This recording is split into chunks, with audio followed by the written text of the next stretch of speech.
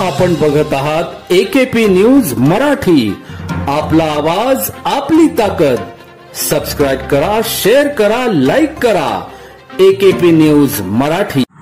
नाशिक शहर पोलीस आयुक्तालयातील Nashik road police ठाणे हद्दीतील सिन्नर फाटा परिसरातील सदाशिव पॅलेस अपार्टमेंटच्या गाळ्यामध्ये अज्ञात चोरट्यांनी पहाटे 3:30 वाजेच्या सुमारास इंडिया वन बँकेचे ATM मशीन कटरच्या साह्याने तोडून पिकअप वाहनातून पळून नेण्याचा प्रयत्न केला.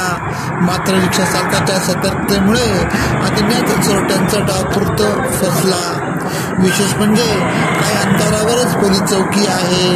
पहाटे 3:30 वाजेच्या दरम्यान 3 ते 4 आरोपींनी कटरच्या साह्याने ATM मशीन तोडले व गाड्या बाहेर आणले. पिकअप व्हॅनमध्ये ATM मशीन टाकताना तयारीत असताना रस्त्यावरून जाणाऱ्या रिक्षा चालकाने हा प्रकार बघितला. ही गोष्ट चोरट्यांच्या लक्षात आल्यावर चोरटे थांबले.